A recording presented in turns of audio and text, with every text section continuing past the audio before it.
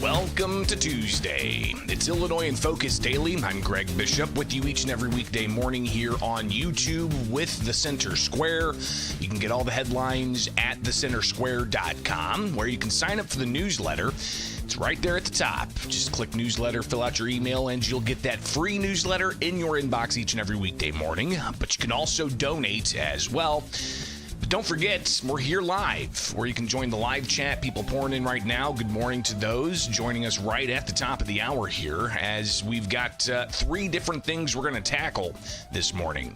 We're going to hear the latest of the governor talking about Supplemental Nutrition Assistance Program benefits and Illinois' error rate, where it's higher than a lot of other states and means that we could lose some money, like possibly hundreds of millions of dollars, because of possible over or underpayment errors when it comes to food subsidies. So we'll talk a little bit about that. We've also got to get to the latest in the issue of economics and how state and local policies could have people leaving the state to go to other states. The whole idea of, greener pastures across the way. So we'll take a look at a new report that's out from a group that has economists with them, and they have a new map that shows how people are fleeing one state to go to another. And I'm sure a lot of you out there not going to be surprised by this, but Illinois is among the top states where people are leaving. But it's not just the number of people that are leaving, it's the amount of money that they're taking with them. So we'll take a look at that coming up as well. But also yesterday, Governor J.B. Pritzker signing two bills.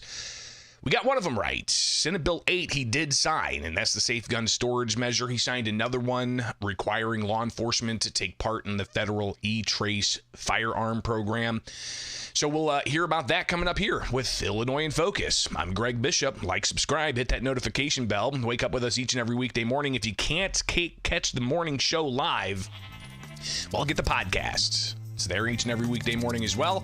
Shortly after the program ends here, you'll be able to get that podcast and listen to it while you're at work, driving around, on a road trip, doing chores around the house, whatever it may be. So appreciate you guys being here each and every weekday morning. It is Illinois in Focus Daily.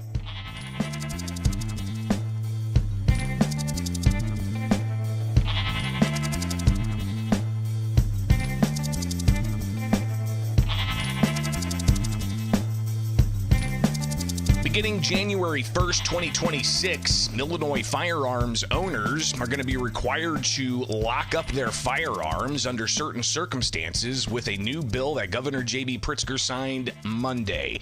Good morning. It's Illinois in Focus Daily. I'm Greg Bishop here with The Center Square. Go to thecentersquare.com, where you'll find the headline of the latest from Governor J.B. Pritzker signing that bill. He signs the Safe Gun Storage Act with civil penalties up to $10,000. So you can see this from yesterday. Gun owners in Illinois now required to lock up their firearms with a new law. Governor J.B. Pritzker signed. Senate Bill 8, known as the Safe Gun Storage Act, outlines storage requirements where a firearm could be accessed by a minor, an at-risk person, or someone otherwise prohibited from using a firearm. Here's Governor Pritzker signing the bill yesterday with a whole bunch of supporters of the legislation. Gotta, hold up the one bill, Senate Bill 8, and the other one we'll talk about at the tail end of this segment. It's about the E-Trace program. So the governor getting some applause for signing the bills. But beforehand, he talked about the importance, he says, of this bill and why it's needed. Mandating secure and responsible storage is a critical first step in combating these problems and protecting our communities. If we can prevent even one death or accident through these measures, they will have been more than worth it. So the governor saying that this is more than worth it to be able to prevent at least one death. Maura Hirschauer, a Democrat from Batavia, who helped spearhead this measure with a bunch of committee hearings and getting witnesses together and coordinating with the Senate sponsor on Senate Bill 8. She said that this is a, quote, common sense piece of legislation. Let's be clear on the stakes. Over COVID, between 2019 and 2021, over 5 million Americans brought guns into homes that have never had one before. These might be folks that don't understand the importance of safe storage. 30 million children in our country live in homes with a firearm, and 4.6 million live with those guns that are unlocked and loaded. And yes, we've all talked about it, guns are now the leading cause of death for children in America. So this isn't a debate. Safe storage is no longer a debate. It's threatening our lives. It's a life-saving standard. It prevents accidents. It prevents suicides. It keeps firearms away from those who should never have access. Senate Bill 8 is common sense and life-saving. So Hirschauer saying that firearms are the leading cause of death for children, and that's something we hear quite a bit. I just wanted to kind of just do a little bit of a fact check here. All right, so you've got the Johns Hopkins Bloomington School of Public Health. This is from, last year? They say that for a third straight year, firearms killed more children and teens ages 1 to 17 than any other cause, including car crashes and cancer. And you can see that the reports illuminates the disproportionate impact of gun deaths among black children and teens. In 2022, in the 1 to 17 age group, black children and teens had a gun death rate 18 times higher than that of white children in the same age group. The gun homicide rate among black children and teens rose 5.6% from 2021 to 2022. The rate of gun suicide among black older teens and emerging adults ages 15 to 19, again, that 19 is considered, teens and emerging adults, rose sharply 24% year over year, surpassing the gun suicide rate among white teens in that age range for the first time. So you can see where they take that statement of firearms kill more children than car crashes, but are they including that up to 19, and are we now considering 19-year-olds children? Interesting about this particular measure, what it does is it essentially changes what's considered a minor from 14 years old to 18 years old for where a firearm is supposed to be secured by a device or mechanism other than the firearm safety designed to render a firearm temporarily inoperable or placed in a securely locked box or container. So doing a little bit more here on trying to get to the bottom of this concept that Hirschauer said, and several others said it yesterday as well during the bill signing, of firearms being the leading cause of death. The statesmen, they said that it's kind of true. Here's from the Austin Statesman. They said if infants are included, rankings on the leading cause of death for children up to age 18 change. Congenital abnormalities are the leading cause of death in infants and surpass the number of firearm deaths among all children up to 18. And just to go even further, looking at Illinois Department of Public Health data on fatalities and the leading cause of fatalities, it doesn't include the infants. So it goes from 1-year-old to, all the way up. So they don't necessarily include infants in this. So here's the 2022 numbers from the Illinois Department of Public Health for the leading cause of death by age group for Illinois residents. All cause of death is, for all ages.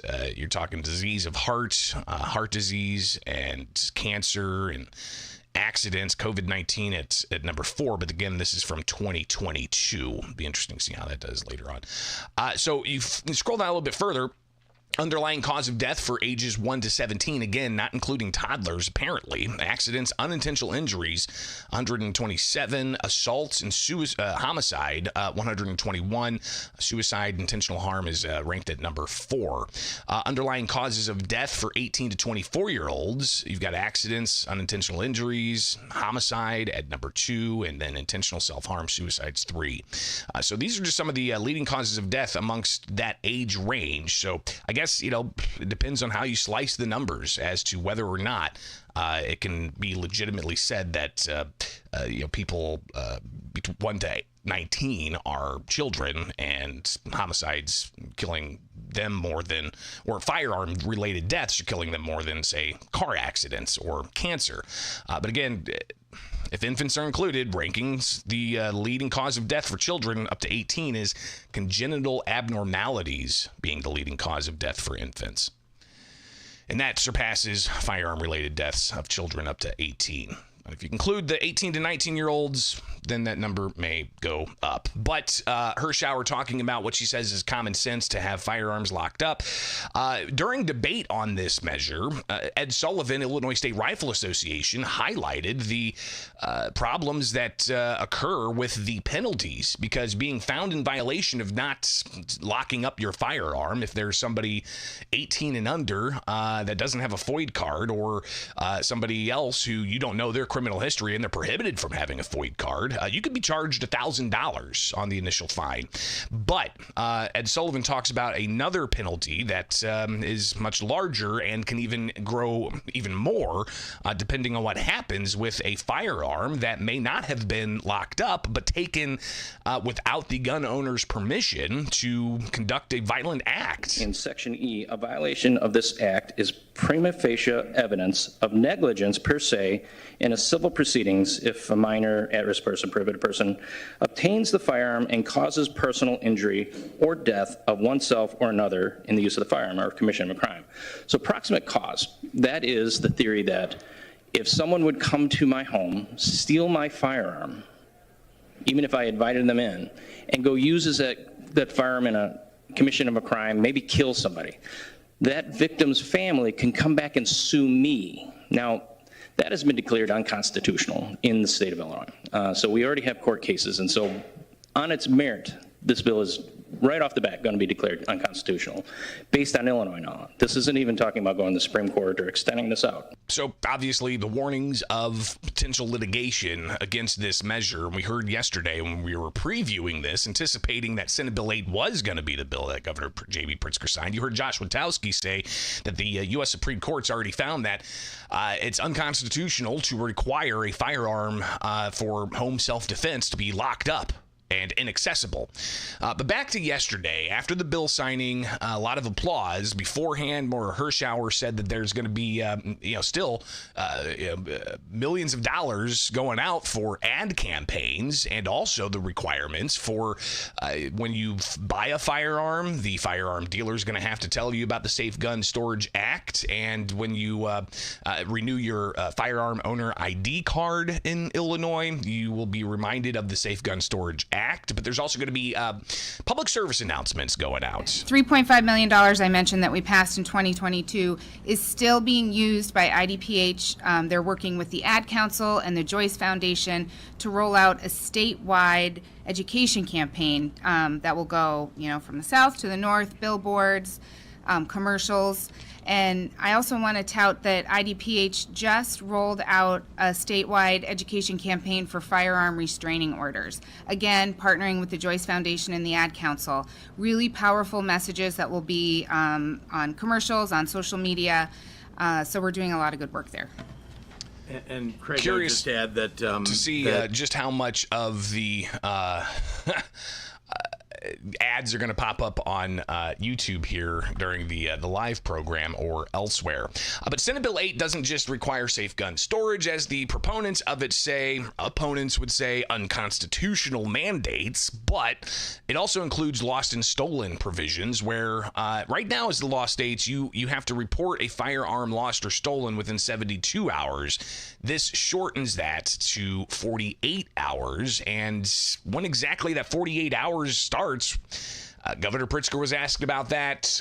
Democrat Senator Laura Ellman from Naperville was asked about that. My understanding is this changes the reporting requirement, the amount of time you have to report if your gun is stolen. So I'm trying to convey the if message. a legal FOID card holder has a gun stolen on Monday, stolen on Thursday, finds it stolen on Thursday, and reports on Friday, is he in danger of losing This his was a FOID point card? that was debated hotly, and there was a lot of compromise that went into it. Yeah. Thank you. No, the clock starts ticking when they detect that the gun has been stolen or lost. So once they find out, then that's when the clock starts ticking. But, again, the question is, all right, well, there's a lot of leeway there. If somebody, how are you going to prove the moment that somebody found out about it and then have the clock start ticking there and then find out, they reported 49 hours after they found out about it. So it seems like it's kind of unworkable. But C.D. Davidsmeyer, Republican from Murrayville, on the House floor before this measure was passed, he had a whole bunch of questions about it, but ultimately came to the conclusion that this measure is going to be challenged in the courts. Could be an easy bill to pare back. You said you had the bill to give a tax credit for people to buy safe storage. You've been granted extra time. Please bring your remarks to a close. And I will. And this is exactly why we should not be doing this at the end of session. I know that you care about good policy, and I appreciate that. And I wish we had more opportunity to talk this through. This is going to be challenged in court. This is going to be another court case that the Attorney General is going to have to handle case after case after case. You're trying to do something that makes people safer, but you're actually infringing on their rights.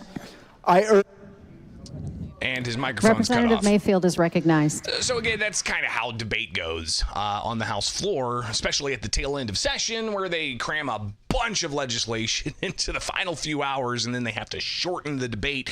And a lot of that stuff is controversial legislation, like the Safe Gun Storage Act. The governor was asked about the U.S. Department of Justice possibly coming in to urge for undoing these types of things in federal court. Of course, the Trump administration, not like the Biden administration, they actually had the DOJ, the Trump administration, file in support of plaintiffs challenging Illinois' gun ban. That's going to have oral arguments in the appeals court September 22nd.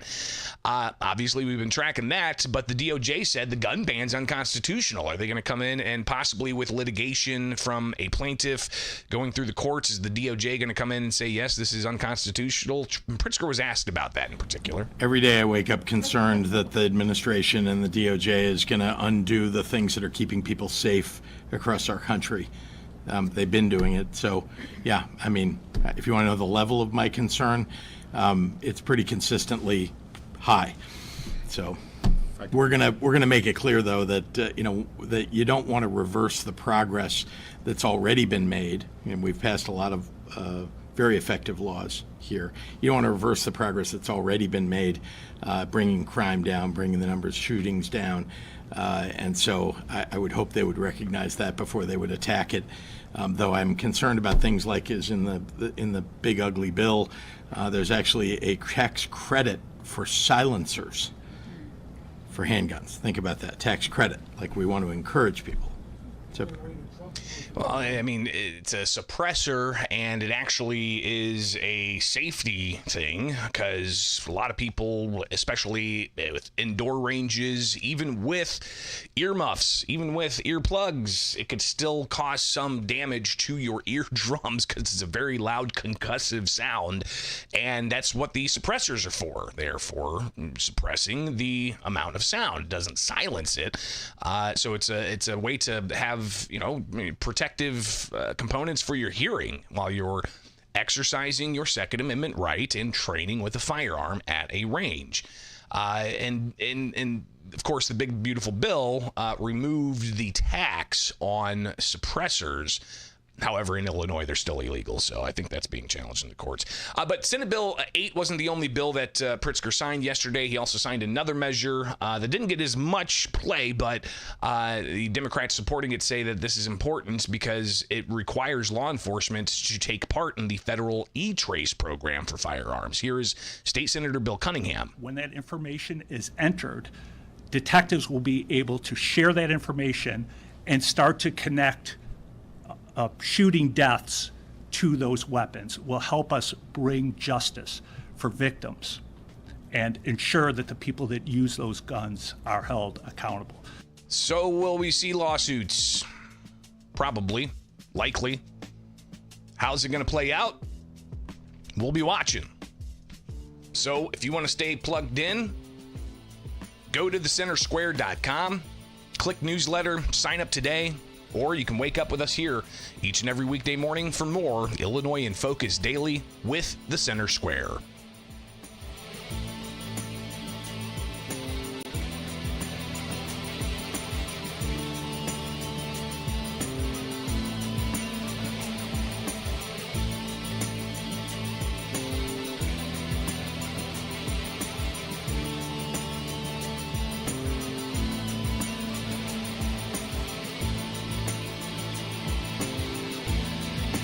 More than 880,000 people left Illinois, taking with them $63.5 billion between 2012 using data from the Internal Revenue Service and 2022. We'll get to you in a moment, Jim. It's Illinois in Focus Daily. I'm Greg Bishop. And again, we've been watching how the economy is impacted by Illinois policies, and in particular, taxation, and how a lot of people over the past 11 years have left Illinois to go to other states. And we always look at U.S. Census data. And every year also, the IRS releases tax migration data that can really show you just how the money's moving across the country. So welcome back. Illinois in Focus Daily. I'm Greg Bishop. Like, subscribe, hit that notification bell, and wake up with us each and every weekday morning. Jim Talamonte reporting. Economist explains flight of people and dollars from Illinois. Let's go ahead and hear what his report has for us. Using data from the Internal Revenue Service and the U.S. Census Bureau, analysts found that Illinois lost 881,012 residents from 2012 to 2022. Economist Stephen Morris says only New York and California suffered more domestic outmigration. This is the sad story. Same thing. New York and California and Illinois are just being bled to death. Illinois was also one of the biggest losers for personal income, with a net adjusted gross income loss of $63.4 billion from 2012 to 2022. Some of our friends on the left and some of our Democratic friends like to say, well, taxes don't matter that much. They don't really have an impact. You're looking at the impact of taxes right here. Moore said states like Illinois need to change or die. I'm Jim Talamonte. So this is a report from Unleash Prosperity, and they have this website, votewithyourfeet.net, and it allows you to take a look at where exactly people are moving to, from which states, and you can change the actual year here for all the way up to 2022, the most recent data that they looked at. And if you look at people moving, let's go ahead and do this. All right, so you can compare, say, Illinois. All right, let's compare Illinois with Florida. How many people are moving from Illinois to Florida? 173,100, taking with them $19.5 billion. So from 2012 to 2022, more people moved from Illinois into Florida than moved into Illinois from Florida. Let's do Illinois and Texas. How many people? So over that time, 108,000 people, taking with them $5.8 billion in personal income from Illinois to Texas over those 10 years. What about, let's just do a neighboring state here. Illinois to, let's do Indiana. All right, so Indiana gained 92,000 people from Illinois who brought with them $3.1 billion in adjusted gross income. What about Illinois to Kentucky? 12,500 people, taking with them 490 million people. Are people moving from Illinois to New York? Let's see that. Oh, wait, no, okay. Actually, I have people moving from New York to Illinois, 6,320, bringing with them $269 million. What about people from California? Are people moving from California to Illinois? 49,000 people did. Close to 50,000 people moved from California to Illinois. Wait, no, it says here. Oh, I did it the other way. I wanted to do California to Illinois, but it's telling me that about 50,000 people moved from Illinois to California. So you can play around with this map. Go to votewithyourfeet.net, and that's just the numbers of people moving from one state to another as you look at census data compared with IRS data. So Illinois leading amongst the states. What's the political map look like? Which political party led state governments in 2012? Obviously, we know that. And Democrats have essentially controlled the state house here in Illinois for a number of years. So interesting to see these numbers. These are obviously some data sets that you can take and throw into spreadsheets and get charts and whatnot. But pretty interesting to see the map of people moving, but also the map of money. Again, go to votewithyourfeet.net. How much personal income moved from California to Illinois between 2012 and 2020. Well, let's just do this. $63 billion is how much we've lost in all that time. And from Illinois to Texas, $5.8 billion of it is how much is going. So we kind of saw those numbers earlier, but you can even tweak the time frame here. So let's just look in the past year of the latest data they have from 2021 to 2022. From Illinois to Texas, 12,259 people taking with them $1 billion. That's just in 1 year. That's just in 1 year. What about Illinois to Florida? Okay. So you've got 19,000 people moving from Illinois to Florida, taking with them $3.2 billion. Illinois to Missouri, $188 million with 1,842 people moving from Illinois to Missouri. I think you could probably just click around here and see, we're losing people to Wisconsin. Just up north, more people moved from Illinois into Wisconsin and moved from Wisconsin to Illinois, taking with them close to $500 million, 6,000 plus. Oh boy. All right. So again, these are, we take a look at these numbers every year, and you got to take into context, too, all the money over the past 12 years that Illinoisans have taken with them when they're moving to other states. It's a lot of adjusted gross income that the state can't tax, but yet we've seen just a drastic escalation of the amount of tax dollars that the state is spending, and how that's going to be, leveled out, how we're going to correct that. Democrats say investing in education and young people and keeping young people in college here in Illinois, that way they stay and plant in Illinois. You've got Republicans saying we need to lower property taxes, we need to shrink the size of government, we need to stop spending so much every year, more and more, instead use some of the money that we're getting in taxes to pay off debt. We need to lower the cost of doing business when it comes to workers' comp costs and property taxes and payroll taxes and such. A whole host of things, right?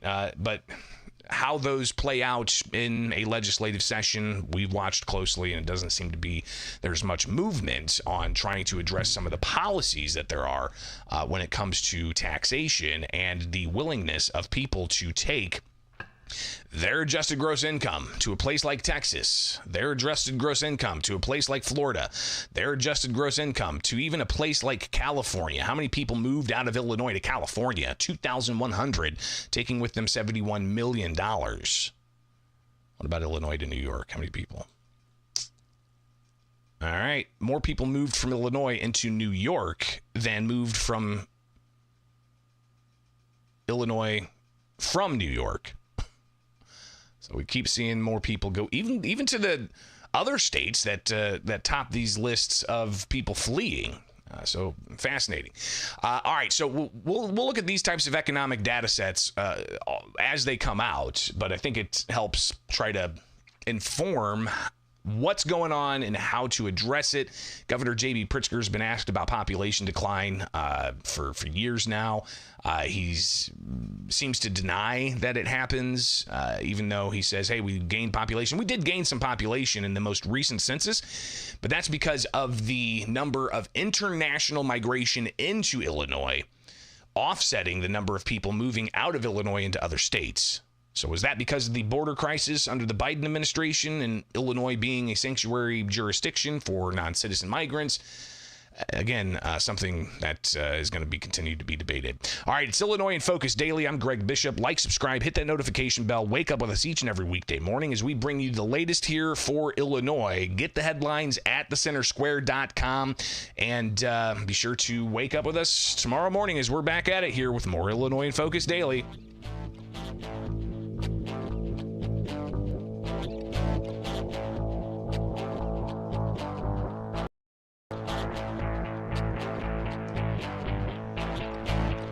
Governor J.B. Pritzker doesn't quite have a plan yet. He's ready to reveal about how to reduce the error rate for the Supplemental Nutrition Assistance Program, SNAP, food benefits, food subsidies.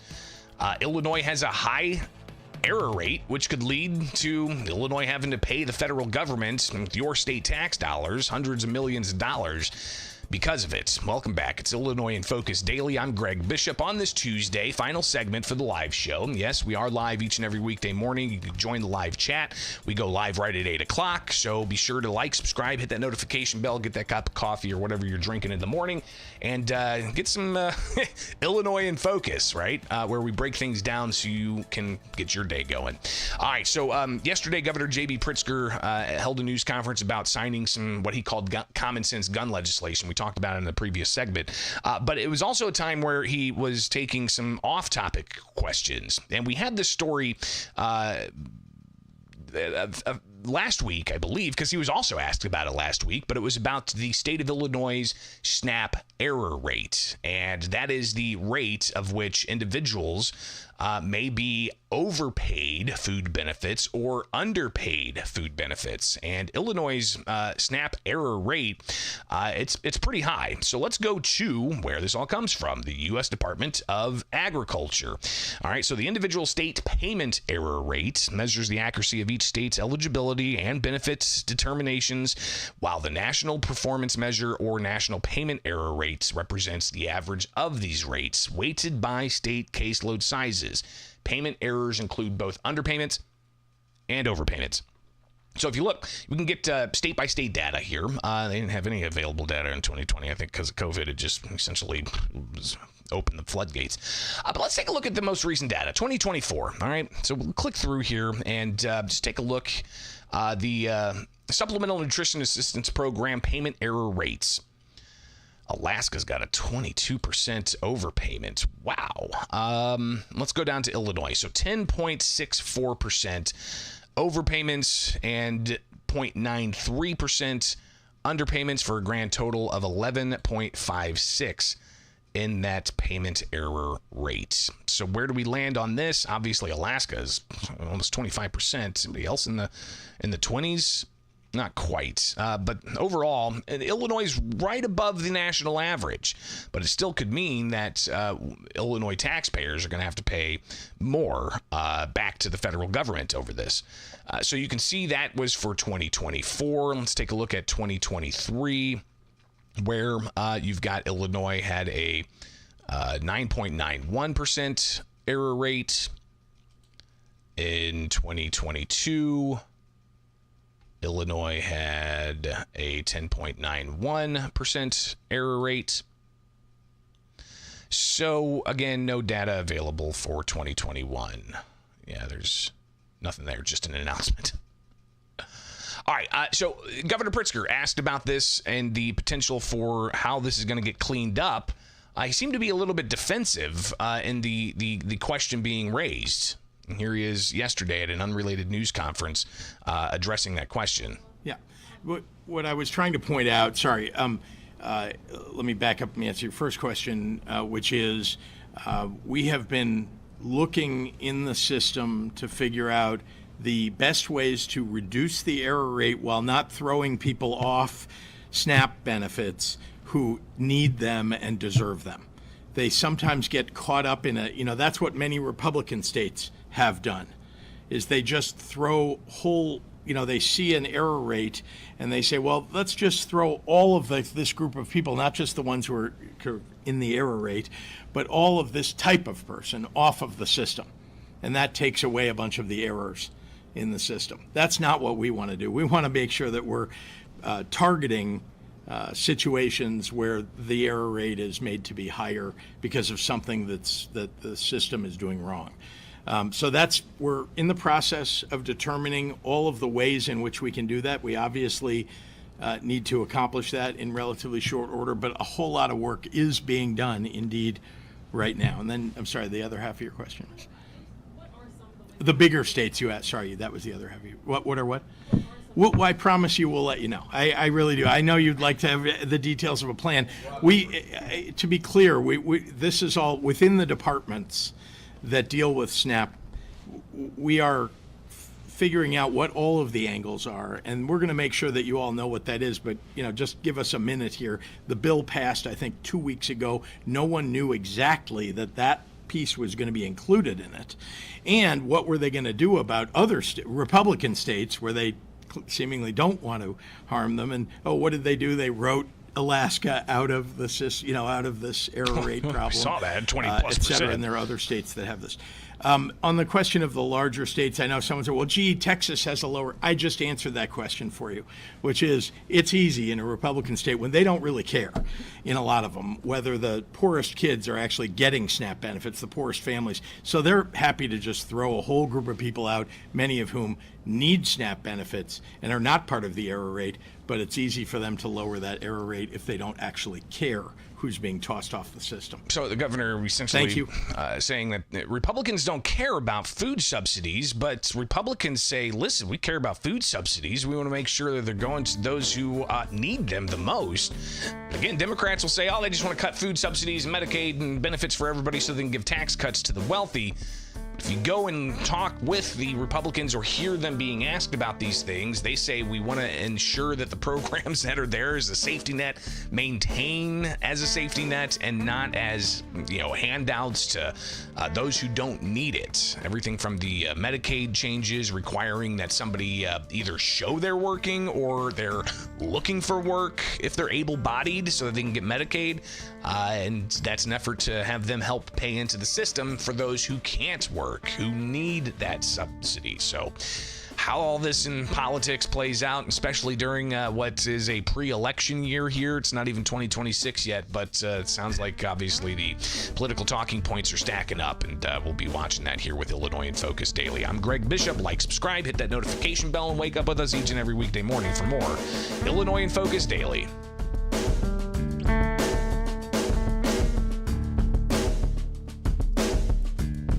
All right, guys, that's all I got for you.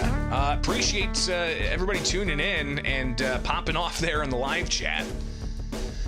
And for the continued support, go to thecentersquare.com where you can find all of the stories we've talked about and more. But you can also sign up for the newsletter at thecentersquare.com. Get the Illinois headlines, get the national headlines. You can pick by topics as well. A lot of reporting going on at thecentersquare.com, so stay up to date there. Wake up with us here on YouTube with The Center Square, where you can catch the live show, Illinois in Focus Daily, but you can also get a ton of news clips of what's going on across the country as well. The Center Square on YouTube. This is Illinois in Focus Daily. I'm Greg Bishop. Have a great morning. We'll see you back here Wednesday morning.